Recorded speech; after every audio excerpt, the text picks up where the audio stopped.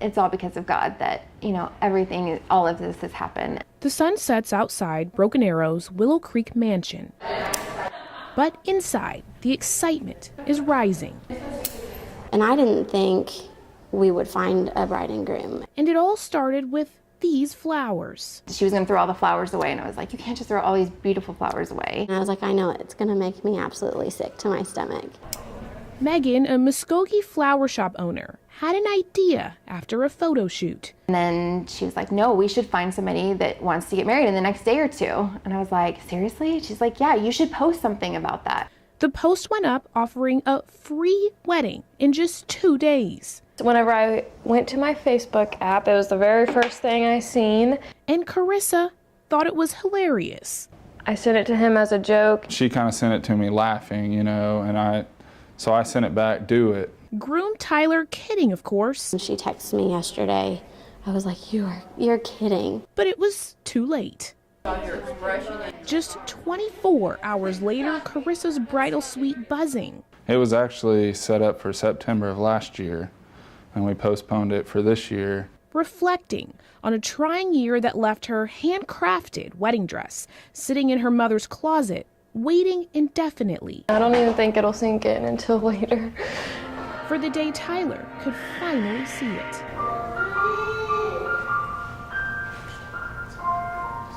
I love you, 4 years, and it's finally here, and I can't wait to see you in your wedding dress, and it's the rest of our lives now. Here we go. The moment, unforgettable. Everything that's happened has been, I just feel like it's almost just a God thing. This is my promise to be by your side. Everything coming together for the anniversary date that chose them. Ladies and gentlemen, I give to you Mr. and Mrs.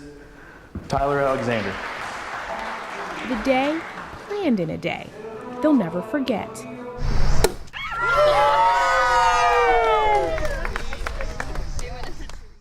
You never know what you'll find at a lake, especially when it's this cold outside. But on Monday, one Afton couple found something they thought only existed in the movies, a message in a bottle. And now they have a message for the woman who wrote it. The year was 1993. Bill Clinton was president, the internet was the new unknown, and a young girl named Sarah Hendrickson wrote a letter, rolled it up, and placed it in a bottle. I am 14 years old and in high school. That bottle floating in Grand Lake waters until last week. In our off season, we like to go down along the shorelines and look for unique driftwood pieces. The Lake Country Lawn and Landscape owners were doing what they often do for their business when Amy spotted the bottle. I saw the message inside of it and I grabbed it, and I didn't want to get too excited about it because, what's the odds of that? She showed it to her husband. Sure enough, we sat down on a log and pulled out the note and read what we could and started Googling right away. It says Sarah Hendrickson. It had a name and date, said she was 14 years old, even listed her hometown address. Woodbridge, Virginia. And included a church name. And I attend Grace Baptist Church. But the right side of the mysterious paper was blank. It could have really came from a lot of different places. They went digging with what they had. I've Googled, I've done Truth Finder, Facebook, contacted the church. The church says the family moved and they aren't sure when. Hi, my name is Ashley Holt. I even tried contacting the people who now live at the address and calling every Hendrickson in Woodbridge, but still striking out.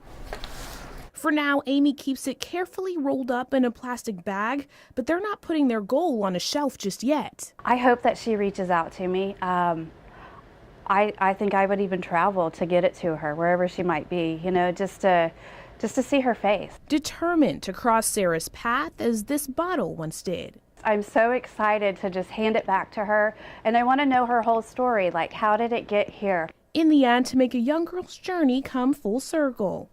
From Afton, Ashley Holt, 2 Works for You. We've heard of stores giving discounts or having giveaways for the holidays to show appreciation to their customers. But the owners of the Vintage Phoenix in Broken Arrow decided to put their money where their mouth is. Hi, how are you? When the red and green lights go up and Christmas lights shine through the windows, Vintage Phoenix customers know it's time. I'll give you the discount. We use this to minister to people. The brick and mortar houses smaller stores selling jewelry, clothes, even soaps, each one a ministry. Brick and mortar is about experience. It isn't about the convenience of things. And from the store's inception, Brandon and his wife Ava have been giving not only an experience, but money. But we started making it a thing when we realized that pouring into our customer was more important than advertising the products. In fact, giving one $500. It's literally about shaking your hand, knowing who you are, finding out, evaluating where can I impact your life. Most times at random, but their faith says every decision is intentional. They just go out of their way to make sure that you have what you need and that you don't miss out on anything that's good. It's, a Christian thing to do. Not yet, not yet. Their work is never done, but they hope others will join in God's. I think it'd be wonderful to see other businesses look directly at a person and say, I'm going to bless you today. Living by the words that greet each guest. There's something that you can't put into words when you look into another person's eyes and realize you've changed their life. Changing their community's future, one ministry, one blessing at a time. From Broken Arrow, Ashley Holt, 2 Works for You. The Delaware County Sheriff's Office handed over the investigation to OSBI. Officials say around 1 p.m. this afternoon, 3 men, all employees of Land Care, a landscaping service in Tulsa, stopped off here on the side of Highway 125 to eat lunch, and a fight broke out. Officials say one of the men stabbed the other 2. The suspect sustained self-inflicting wounds, some say by apparently setting himself on fire. All 3 were taken to area hospitals. We're unsure of their conditions at this time, and officials have not released any names, but agents are still gathering evidence from the crime scene as well as trying to obtain some search warrants. So this crime scene tape could be here for a while. We did reach out to Land Care, the landscaping service the 3 men work for, but no one was there to answer the phones. We will continue to keep you updated with the latest information as it becomes available. In Monkey Island, Travis Guillory, 2 Works for You. Found slain in bold black letters were the words plastered across the Tulsa Tribune in 1973, describing the results of a spine-chilling encounter. Vita was just a totally innocent victim just trying to go home after work. Vita Woodson was 38 years old, living in Sperry, Oklahoma. Everyone who loved her knew her as Susie, the name her father gave her before her brother Jack was even born. I didn't know her name was Vita until I got up to school. Jack and Vita were 2 of 9 children, but their bond was undeniable. My wife would call me from work and say, "Don't come home, come to Susie's, we're having supper out there." So when he got a phone call on July 26th, 44 years ago. My brother called me and said that they can't find Susie. Tragedy was far from his mind. There's nothing that could have happened. We knew that she was somewhere that we're going to find her. We didn't know where, but we knew we were going to find her, and she's going to be okay. He and his brother joined police thumbing through the eerie fields surrounding North Cincinnati Avenue. My 2 brothers and I were walking and searching the area, and my one brother says, "I think I see something," and we did. We found her body there. Vita was on her first night of work, working downtown, cleaning an office building. Vita left First National Bank on East 5th Street after a late shift at work. She took the Cincinnati Road north from the city limits going towards Sperry. Investigators believe Vita was having car trouble. That's why she was stopped here on North Cincinnati Avenue, a target for a stranger to approach her and harm her. They busted out a window in her car and got a hold of her, kidnapped her from that location. It was dark in the area, remote. Took her up on a hill nearby, a very secluded spot, and sexually assaulted her and killed her. I didn't even think of anybody that could be an enemy that could do this. I always thought stranger. Jack said his family can't talk about it much. Vita's youngest child was only 8, her oldest 18. She got robbed of a life at a young age. Her great-nephew wasn't even alive when it happened, but even today, he feels the mark it left on their family. Our parents and our grandparents and our great aunts and uncles, if you were to go out at night and want to go do something, they'd always be extremely cautious about, hey, remember, things can go bad. The headlines in the paper chronicled police's struggle to solve the case, officials offering rewards, questioning suspects, but none of it leading to answers. The sheriff's office at that time just, really wasn't staffed and equipped to really handle such a heinous murder. Cold cases, if they were easy, they wouldn't be cold. Police have a suspect and say he's still alive, but the evidence just isn't there. More than anything, I believe the hope for resolution and finding out what happened, so maybe you can sleep a hair better at night.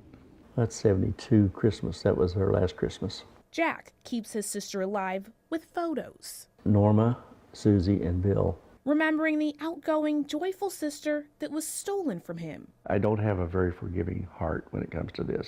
Frustrated that for now, someone has gotten away with murder. I hear a lot of people say that I'm going to have to forgive them, but I don't have that forgiving heart. While forgiveness isn't in the cards, he's still hopeful a resolution is.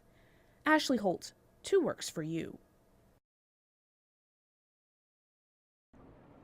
That's right, Karen. That Greater Refuge Church right over my shoulder here has been just that, a place of refuge for an entire town in mourning. Now, all this afternoon, law enforcement, first responders, Red Cross, and personnel stopped by for a meal and a break. But worried community members, families of workers, and spiritual leaders have stayed all day long to pray as much as they can. This is the stuff we'd be using our Bobcat for. Now they're moving bricks by hand instead of heavy-duty machines. We have to carry all the stuff by hand. This house at the corner of East 26th Street and South Birmingham Place in Midtown Tulsa, getting a makeover by Jarco Construction. So in about 6 weeks, we were hit 4 times. The first 2 times, 2 wheelbarrows full of tools from multiple construction workers. In total, more than $2,000. It cost me probably $400 in hand tools, and I still haven't got them all replaced yet. The biggest hit Monday night. It was just after 5:30. Surveillance video shows this man dressed as a construction worker. You can see he walked in front of the house and directly looked at the camera. Goes to the front door, looks around, picks up trash, like he just knows what he's doing, like he belongs here. A Tahoe with a trailer pulls up in front of the house, stops at the stop sign, and waits. A couple minutes later, you see on our other camera, another guy gets out. You see him walk around our trailer, and he just walked right in. They had their own key.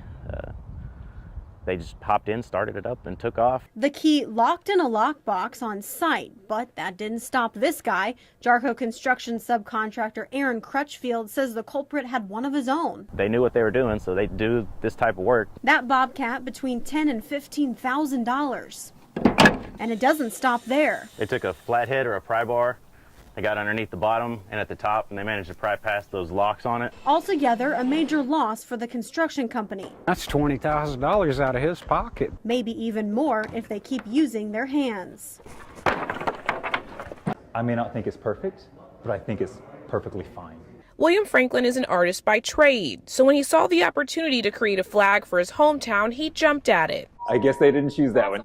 His design wasn't chosen, and the one that was got mixed reviews. So I thought, well, I see potential here.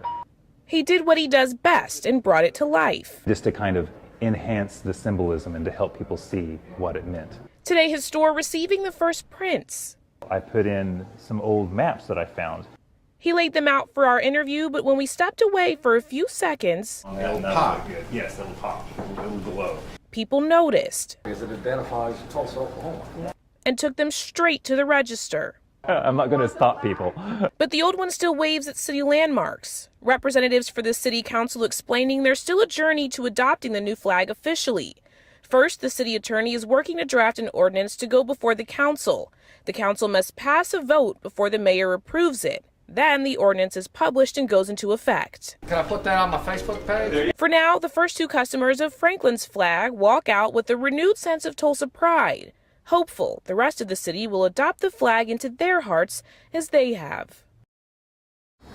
Tulsa police say this is about where Kyle Hogan stood just a few days ago when officers approached him with stalking claims.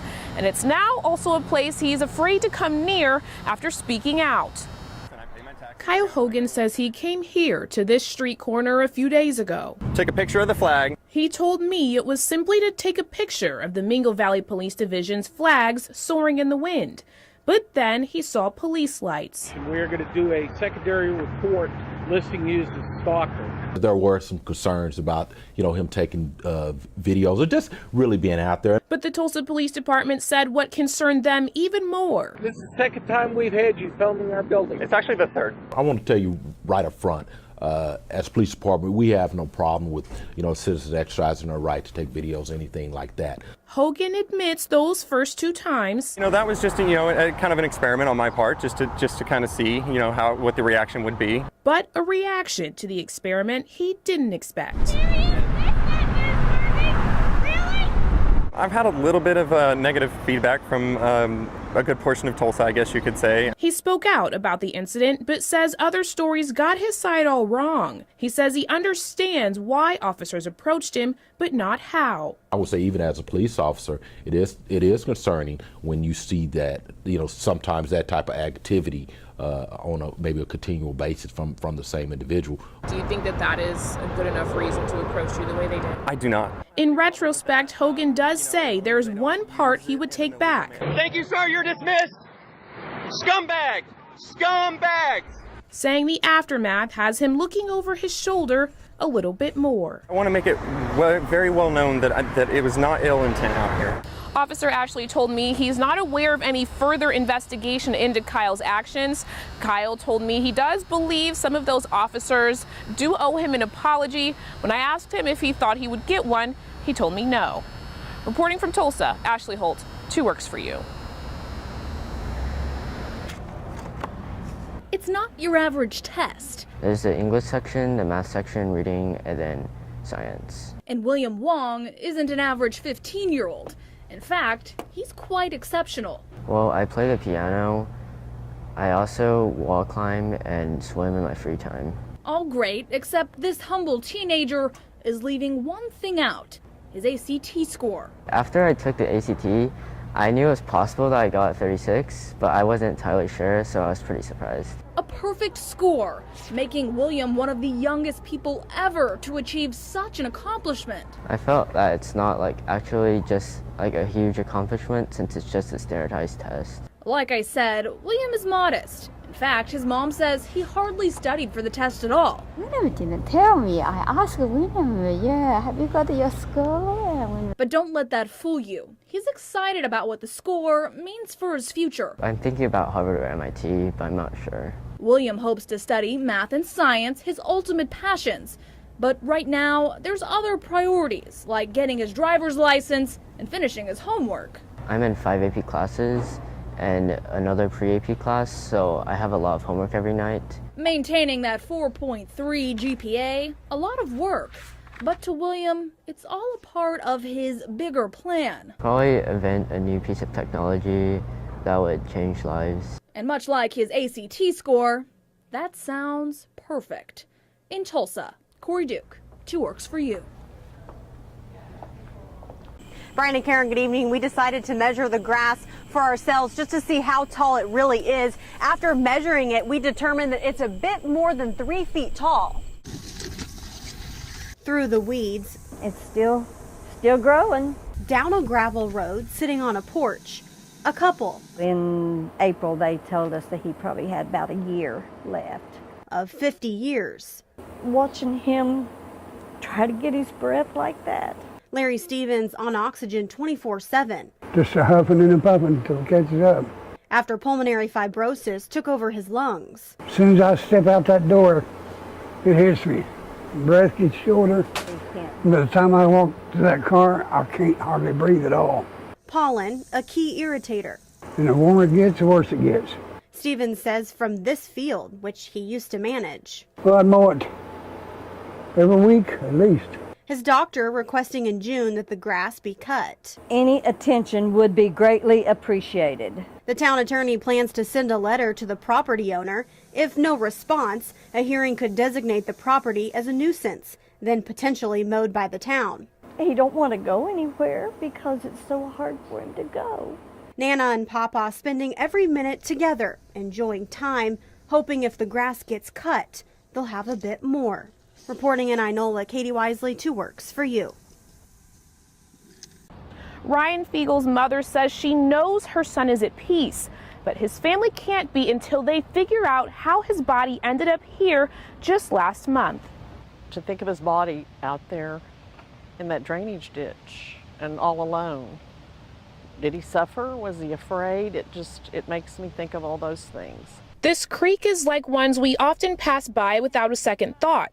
But for this family, the creek is a memorial. For many of them, a painful place. It feels really sad to be here. For Deborah Fiegel, it's a place she's been forced to accept her son may have taken his last breath. And she knows his spirit is here. I'm his mother, so I do probably feel it more here right now because we really haven't been able to put him to rest. 20-year-old Ryan Fiegel's family and friends gathered here to honor him, his life, and how he touched theirs. He was just a really kind-hearted spirit, very sensitive little soul. Maybe too sensitive for this world, I don't know.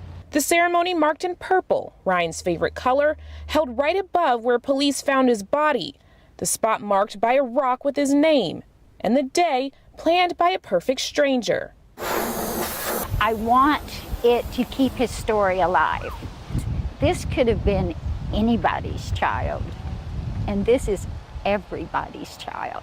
Bettina Rector burned with seeing Ryan's body lay on the rocks alone the day he was found. My spirit tells me this is not something that just was an accident. Police have ruled Ryan's death an accidental suicide until they receive the results of the medical examiner's investigation. I don't believe my son committed suicide for 1 minute. The family using the day to vow to never forget, writing notes to him with all of the things they never got to say. My note would say that I love you so much, Ryan. And if there had been anything else that I could have done, I would have done it. For Ryan! For Ryan! The neighbor who planned this event said something that really captured the essence of the day. She said, not only do we have to do our best with what we're given, but we have to take a piece of Ryan with us in order to make the world better. If you have any information on what happened to Ryan, you're asked to call the Tulsa Police Department. From South Tulsa, Ashley Holt, 2 Works for You. This homeowner tells me that this tree was uprooted from last night's storm. It's now left a 5-foot hole in his backyard. You hear this sound when it's time to get down to business. I guess we're gonna make a goldfish pond out of it. That's Tree limbs cover Phil Lannon's front yard. I don't usually get scared, but it was pretty scary. This tree, It was out in the street, it's so tall. missing his house by just a few inches. It would have devastated the house if it had hit it. The Wagner County Courthouse suffered infrastructure damage, causing it to close. The 911 center and jail are running off a generator as crews work to fix fiber optic lines. At one point, all 911 calls were rerouted to the Broken Arrow Police Department. This is the second time we've had a major weather event in the year where we've lost 911, we've lost phone services to the jail, lost electrical to the jail. At least 800 people on the east side of the county lost power from Thursday's storm. There was more than one poles that actually blew over that had the fiber optic, had the copper wiring, and so they're actually having to go out and fix these poles. As Phil Lannon moves each tree limb, he says it's just something that happens every May in Oklahoma. The homeowner tells me it will take days to get all of the debris cleared. He's also asking the city for help to remove this massive tree in his yard. Reporting in Wagner County, Katie Wisely, 2 Works for You. Collins is messing up the whole formation. Backpacks, check. You can't even keep it in your lane. Walking stick, check. Just because you pay taxes on both sides of the road don't mean you get to use them at once. Last but not least, bravery, check. I am absolutely proud to be an American. They have everything, almost. 31st of March, one of the guys that was really supporting us one day seemed perfectly fine. Next thing I know, he's writing a suicide note and he's gone. Now all they need is company as they work to finish a long walk across the country. 22 veterans a day commit suicide.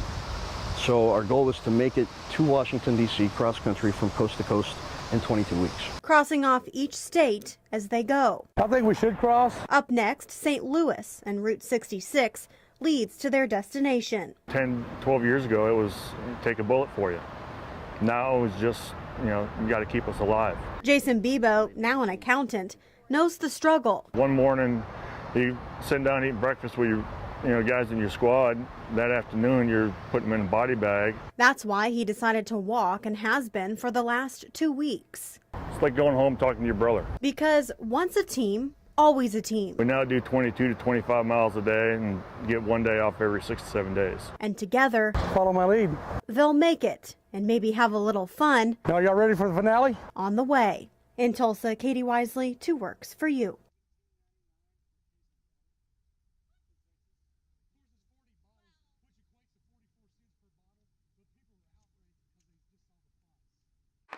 I've heard city leaders saying justice has been served. That is a lie. Terrence Crutcher's family says last night was a sleepless night. Terrence didn't have a gun. Terrence did not attack her. Terrence didn't say anything to her. Terrence had his hands up, and she still got away with murder. The family's attorneys addressing the Tulsa Police Department. When we look at that video, is that not injustice? They're calling for the Tulsa Police Chief Chuck Jordan to fire Sergeant Dave Walker. They say his testimony that he allowed Shelby to give her statement 3 days after the shooting and allowing her to watch the video before giving it exposes corruption within the department. Would you all get to do that? No. If you were suspected of a crime? No. They're also calling for Chief Jordan to fire Betty Shelby from her position as an officer. And when I saw Betty Shelby running into her car on yesterday, what I saw was somebody that was running from justice because none of us had a gun and none of us killed anybody. You know, this whole thing about the system has spoken, it is what it is. Remember, slavery was legal. I thank God that Harriet Tubman didn't say it is what it is. Amen. Asking everyone, including the city, to think of Terrence Crutcher's children. I want everyone to continue praying for us so we can see justice for our dad. Maybe the defense has rested its case. Maybe the DA has rested their case. But we, the people, we refuse to rest until justice is done. Here's where it all started. I won't burn again when it's brown. The grass fire that transformed the landscape here began on Troy McLean's property. He got a call at work that the fire was spreading quickly. At first I thought he was joking because it'd been burned a day before. But this was no joke. The wind picked up 25 miles an hour, blew something up in there. McLean owns a landscaping business and says Wednesday, after a couple of days of rain, he began burning leaves collected by his company. Me and my wife stomped it out over here, and then it burnt that way. McLean says he thought the fire from the day before was out when he left for work Thursday. Now he says he's received 2 death threats. Somebody called me, and another person was on social media, said that they'd dismember my body and throw it in a burn pile. Yeah, stupid stuff. Well, firefighters left this scene just around 3 a.m. Here's the aftermath of hundreds of hay bales burned, doing thousands of dollars worth of damage. Now, most of it was food for nearby animals, but someone has to foot the bill, and it has Rogers County commissioners taking a new look at the county's burn ban. They'd asked me to do some investigating on the burn ban possible for the county on Tuesday next week. He asked me to contact the fire chiefs, make sure that the stipulations that require that to be done are being met. As for McLean, who's lived here for 20 years, along with his animals, including ducks, horses, chickens, and dogs, he says he's apologized to most of his neighbors, and he'll let the insurance company handle what happens next. It'll get cleaned up, and luckily everybody will be taken care of and nobody was harmed. Lesson to be learned, don't burn when it's brown. A trip to the park, the perfect medicine for this 3-year-old. Come here. Tinley, one. You want ice cream? And maybe something sweet. Come here. Let's show me your finger. Come here. A white bandage now covers Tinley's index finger. Was it a young kid? I've heard on social media that it's a top 10 prank of the summer. Chanel Ford says her daughter likes to get candy from the machines inside the Promenade Mall. She did so this past Thursday and Friday, and also planned to Saturday. She came back and she was holding her finger and just gushing blood. This was found in the coin slot. And I look in there, there's a piece of metal, and I thought maybe it was something from the machine. It flipped out, and it was just a little bitty razor blade. The toddler's parents worried their daughter might be exposed to something that could be life-threatening. My heart just sank at that point because I had no idea what could have been on it. Our concern was, HIV or hepatitis C. This mother says mall security has surveillance video and claims this has never happened. It's definitely purposely done, and now it's kind of determining, was there anything else purposely done to it? With 6 months until Tinley's blood results are back, she'll continue to fight and play like most her age. Careful. One city councilor said today's budget approval and the process beforehand were the best and smoothest he's experienced in his 12 years on the council. I think we've developed something that the citizens can be proud of in the year ahead. It's a sight you don't see often. Councilor Q? Yes. Councilor Patrick? Yes. Every single city councilor voted in favor of the mayor's budget, many of them thanking him for his willingness to collaborate. Normally the room would be full at budget time of news, and since we're getting along, we're not giving them any news. In fact, when it came to public comment, Tulsa's leaders have been, and are full of great ideas. not a single objection. The mayor says out of everything on the new budget, one of the most important was to put 90 new police officers on the street. I think all of us are bothered by the continuing high homicide rates we have. The budget also funds 35 new firefighters, a 77% increase in mowing, and performance increases for city employees. In a flat funding year, in terms of general fund, that there are no cuts to services. I mean, basically all services were held whole. Mayor Bynum said after the proposal in April, only a few items were added, like $50,000 toward crime prevention and neighborhood watch programs. Recognize, I think, the different standard that we are setting here at the City of Tulsa when you look at the gridlock and dysfunction that's occurring in Oklahoma City and in D.C. The mayor counting his blessings, saying he knows it'll never be this easy again. The mayor did say there's so much more he wishes he could do with the budget, like coming to an agreement with the county on funding for the jail and better health care for city employees. Reporting from downtown Tulsa, Ashley Holt, 2 Works for You. How much time are you going to leave to pick up and drop off your kids? Oh, dear heavens. Usually this drive from Jennifer Hudgens' home to Jenks Middle School takes 5 minutes. She says now it takes 25. We're all trying to find the easy way or how we're going to get our kids to school, and there's not an easy way to do it. Construction signs and hazard lights now lead her to the pickup line. It's all part of the City of Tulsa Street Rehabilitation Project, spanning from East 101st Street and South Louisville Avenue to South Florence Avenue. According to the city, up until last week, everything was going according to plan at their original project here at the corner of 101st and Louisville. But it's what happened when they went below the street's surface that's now causing problems. This was just something we didn't know existed. Workers found damage to storm sewers and boxes underground, which left the potential for sinkholes over time. The plan in the existing project was maintain a 1-lane westbound starting when school starts, which is this Friday. Zachary says even with this problem, that one westbound lane will stay open as planned. But Hudgens, I just don't see how this is all going to work. Isn't convinced it's enough. Jenks Public Schools asking if you're picking up or dropping off a student to please plan accordingly. Scale of 1 to 10, how much of an inconvenience has this been to you? A 12. From 1 to 10, a 12. I mean, a legit 12. So with orange and white in the side view, come Friday, she'll have to pay to hop on the Creek Turnpike and wait with everyone else. I might honestly leave our house at 6:30 and have my daughter just hang out, read a book, and eat. Ashley Holt, 2 Works for You.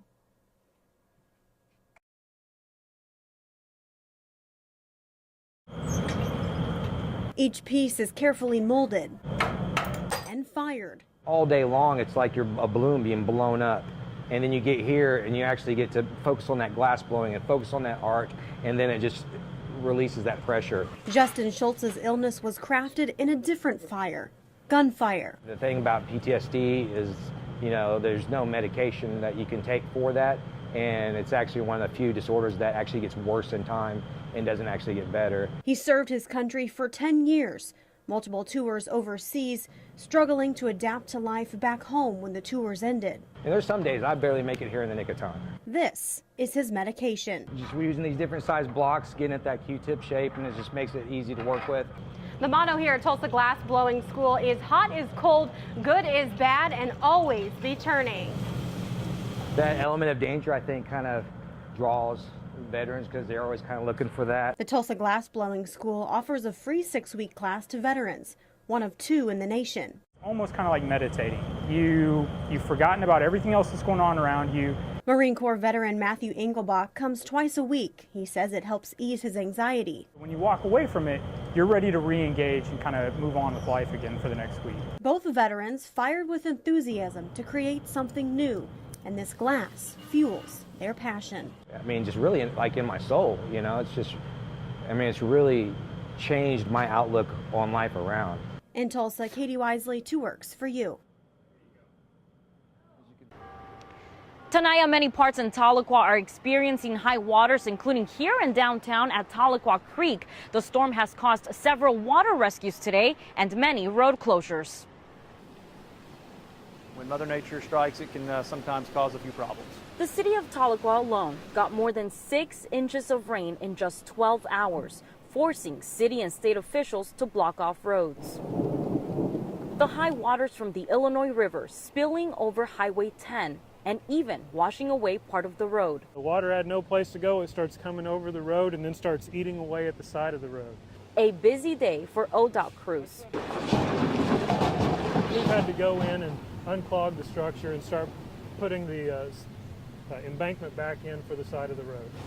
More than 15 water rescues were reported in Cherokee County since noon, and by NSU campus, cleanup after the first round of heavy rain. Judging by the debris, it was at least 5 or 6 feet out of the bank, so yeah, it's normally dry. Because the flood flash warning is not over yet, officials say avoid areas with high water. We want to make sure that we safeguard property, but most of all lives, so please don't cross those moving bodies of water. Even when the waters start to recede here in Tahlequah, emergency management told me they're expecting to assess the damage for the next several days.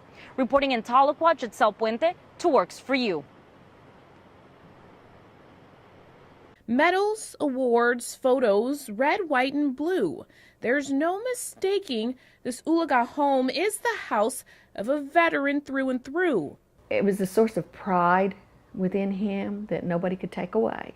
Vicki Parrott remembers the pain and pride she felt almost 50 years ago when her husband Robert packed his bags and shipped off to Vietnam. He was able to do he typed what they called the Colonel's top secret briefs. A Marine with Vietnamese language training, his guitar, and a camera took on an adventure he had no idea would change his life in more ways than one. He had his first heart attack in 2010. And we did not know until 2014 that it was related to Agent Orange. They quickly found out his sacrifice had only just begun. I remember his cardiologist in Houston telling us he'd never seen anything quite like Robert because he died on his 10th heart attack. This weekend, the first Memorial Day without him, but the last without a proper thank you from his country. Robert will be inducted into the In Memory program in Washington, D.C., the program honoring Vietnam veterans who survived the war but not its impact. It'll be by the wall with the names of the lifelong friends he fought beside. They're willing to give their lives for us so we can live where we want, so we can do what we want to do. That's important for our kids to understand today. Vicki saying she understands. While this Memorial Day will be difficult, nothing rivals the sacrifice Robert and so many others made. We'll be proud. They'll plant his favorite flowers and celebrate life underneath the flag he fought to protect. Freedom isn't free. It never has been. There's been a price associated with it.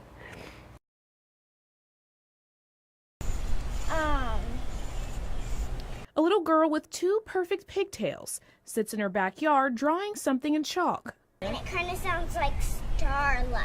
With the curve of the L, Starla Baldwin is practicing writing her new name. One of the first things she asked me actually was, what kind of car do you drive? She had been in plenty of foster homes before, but this one, she just made herself at home. was different. I'd already felt like she was my mom. The two were inseparable, Starla not afraid to show she had a new pep in her step.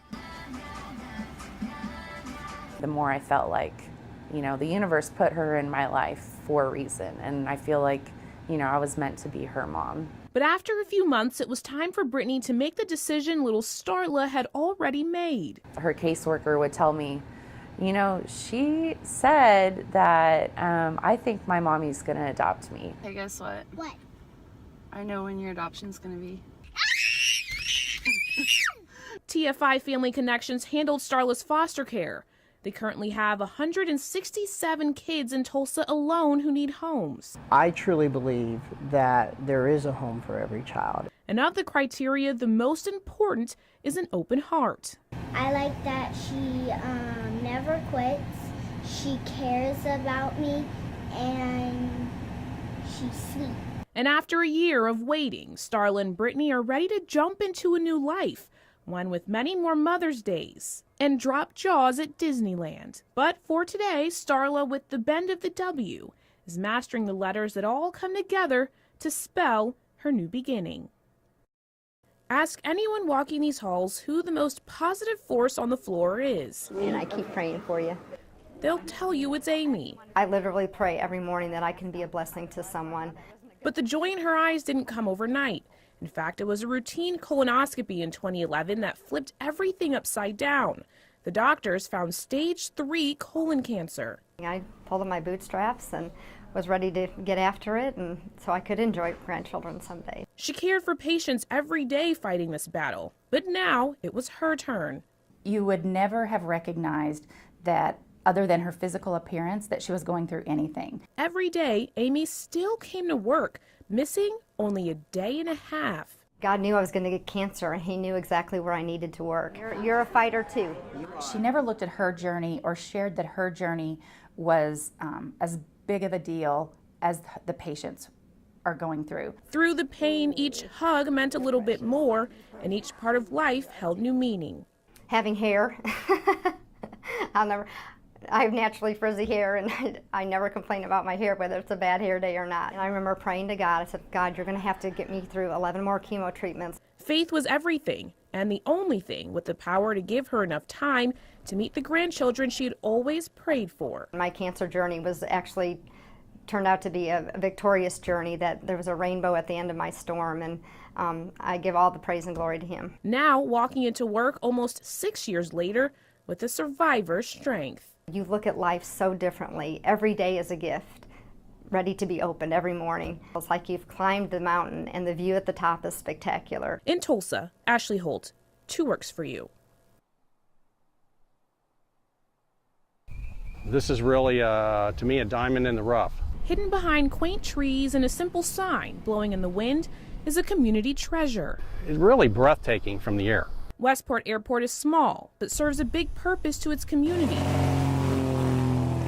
It's where I took my first flight. It serves many functions, from law enforcement all the way to flight training. However, any pilot gearing up to take off will notice its problems. We have a lot of cracks in the runway, and we're filling those. We're doing those on our own. Not just cracks, but dips and full-on holes. The cones on the runway show where the damage is the absolute worst. The manager of the airport having to issue a notice to pilots that this is an area to avoid. You don't want loose gravel and everything getting in the way of a propeller and causing damage. Sauter says the city of Westport can't afford the upkeep on this public airport, leaving the $18,000 repair bill in his lap. It'll be challenging to get the funding. However, it's something that's not unsurmountable. The airport just hit turbulence with a downgrade from good to fair from the Oklahoma Aeronautics Commission, and anything lower than that. We just don't want it to get to that point. So if planes are going to soar through here for years to come, Westport first needs to land the community's support. You put in something good, there's always good return. Ashley Holt, 2 Works for You. No nonsense, remarkable, and influencer are just some of the words loved ones use to describe a woman they say loved everyone almost as much as she loved her Muskogee High School students. Plaques line the walls, certificates posted in frames. Avalon Reese accomplished so much in her 89 years, there's not enough wall space to display it all. I remember making a pledge to myself, I'm going to break her record for longevity. It didn't happen. A teacher for more than 40 years, she taught at Manual Training High School, Muskogee's school for black students in the days of Jim Crow, eventually moving to and retiring from Muskogee High School. She always had the students at heart. The students' welfare came before anything else. Organizations and articles deemed her a distinguished educator, inspiration, and Hall of Famer, rubbing elbows with presidents. But blazing trails wasn't easy. I thought about how courageous she must have been back in those times when integration was just fresh. She was the first black woman elected to Muskogee City Council. Now you have this black woman on the Muskogee City Council with all of these white guys, and they can't dominate her. That in itself is inspiration. But above anything else, she was about family. She never had kids or married, but lived here with her niece Carolyn. She meant next to the world to me. The two would often sit on this porch, every person that passed by a friend of Aunt Avalon's. I know God. She just didn't pop up in the community. She didn't pop up in our family. But she was like a tree planted. And I'm so thankful that she was planted during my lifespan. The funeral services for Miss Reese are scheduled for next week. From Muskogee, Ashley Holt, 2 Works for You. We just got stuff right on the edge up here. At least 3 large wildfires burning across 4 Oklahoma counties in recent days. Here that needs some mop-up work, so just getting those engines in here and having them mop up. In Washington County, fires taking a toll. There's 3 of them, and they took off to walk all the perimeter out. Not so much on natural resources, but human resources. The physical expense of this, the guys are just exhausted. This fire near Bartlesville consuming about 600 acres and threatening several structures. The Red Cross on scene to help tired fire crews. Pretty much all of this fire has been extremely difficult access. No roads or trails even going into it. Meanwhile, about 90 minutes south of Washington County, in Okmulgee County, a fire that started at this public shooting range spread to 1,500 acres of Department of Conservation land. Well, not all of the conservation land burned up. Right here, there's plenty of dry stuff that could go up in flames, but it didn't. And let me show you why. Because just across the street here, fire crews intentionally set fires here by turning this landscape black. They assured that fire wouldn't hop across this dirt road, a plan that's paid off so far.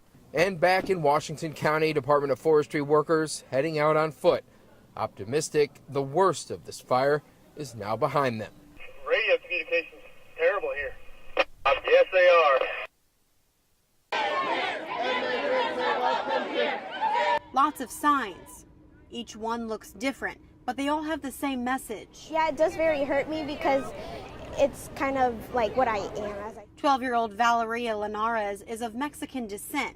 She says President Trump's executive order to move forward in building the wall would keep her from seeing relatives. If the wall does come up, it's going to be even harder. So I probably won't even get to see him in my quinceañera, which would be very, very sad. Joe Briggs Jr. says even the thought of a wall is ludicrous. I don't really believe in borders anyway, especially here in America, because all of that's created by immigrants anyway. He says it's simple. This country was made to give a helping hand. I believe in humanity and helping our fellow neighbors, the foreigners, everybody. I don't try to isolate myself or believe that anybody should be isolated. I believe we're all here to be with each other. As hundreds gathered, down, with deportation. Listened to speakers, refugees are welcome here, and then marched 4 blocks. Immigrants are welcome here. Steps Valeria Linares and her family take together in hopes to not keep their family away. We strongly believe that this shouldn't happen. Katie Wisely, 2 Works for You. It sent me into a panic, and I just started screaming, just tell me what street she's on, tell me where she's at. The harrowing words of a soon-to-be grandma. The lady did tell me where she was at, and I said, is she alive? Describing how she rushed to this scene at First in Denver. It was just this skyline of emergency vehicles. To find her 30-year-old pregnant daughter hit by a car and left in the road. Police say Nicole Lewis was legally crossing here at First in Denver when she was leaving her job as a bartender at the BOK Center. She has a broken leg and several scrapes and bruises. After spending the night in the hospital, doctors say she and the baby are going to be okay. But the good citizens of Tulsa did something truly amazing. Formed a circle around my daughter to protect her from oncoming traffic, because she could have very well been hit by another vehicle. We witnessed a few close calls at this intersection. People who work nearby tell us drivers often run red lights here. We all want them to come forward. We want them to just come forward and take responsibility for what they did. Represent where we come from, where we function, where we come from, where the rum strong. Tourists them flying, forget them suntan hard, we blunt and broad. I will give up my life for the Jamaican Mafia family. If I betray the Jamaican Mafia family, may I die the worst death. May I die the worst death.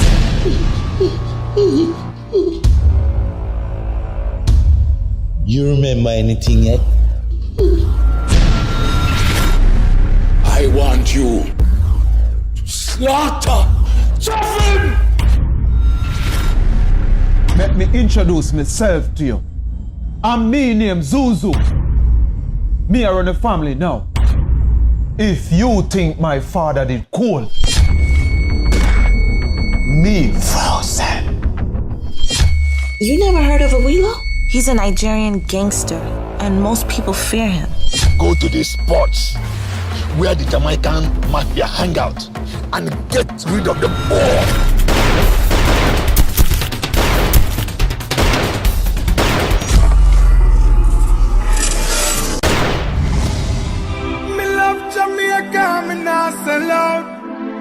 Shots fired. Repeat. Shots fired at Church and Troy Avenue.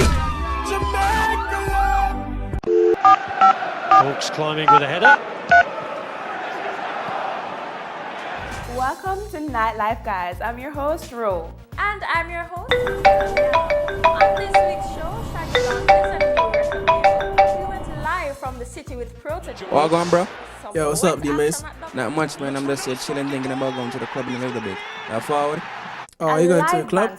Okay, crazy. Alright, I'll pick up on a few, alright? One. Girl, your touch is so good.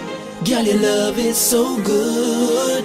Have to tell the world about you, girl. You know you're my everything. Yeah, yeah, me have to talk about it. When love is so good, me have to talk about it. Touch me so good, me have to talk about it. Baby, me have to talk about it. Hey, girl, why make your body happy right so? Girl, you grip me good, you grip me right, yo. That's why Virgin Mary, she not like you. Cause I you get it good body cycle. Girl, if you choose one more time, me I go fight you.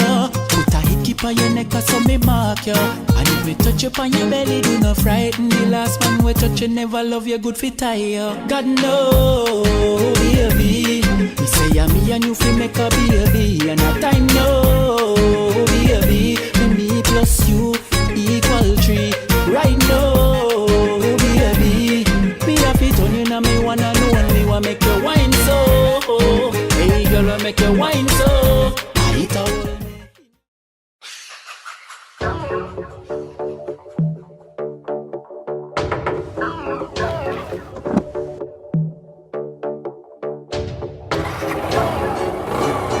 The external market forces force careers to re-look at the way we distribute our products. And the reason for that really is because 10 years ago, the market was more than 2 times what it is today. So we decided to look at our route to market. And one of the things that we looked at really was how are we going to get our product from warehouse to the retailers at the most efficient cost. Carrera's bike distribution program started in 2012. We started with a complement of 4 to 6 bikers operating from Portland and Kingston. We recruit guys from the inner city because they already know the type of environment that we're going to sell into.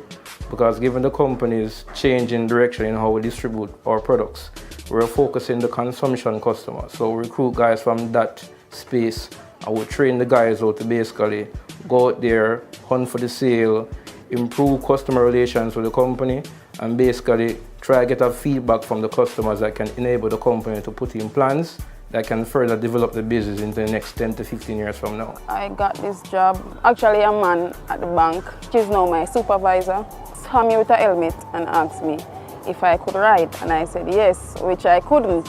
When I go on the riding tests, I was actually stalling.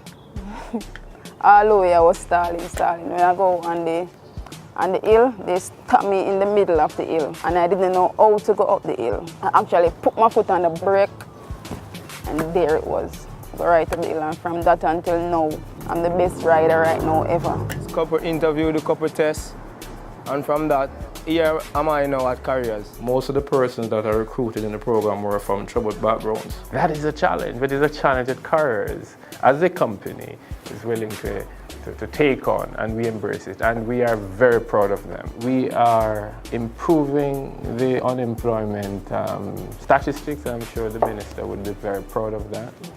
But at the same time, we're touching lives. Carreras has done a wonderful job for me, financial-wise, included my son and my family, and I can save towards his college fee.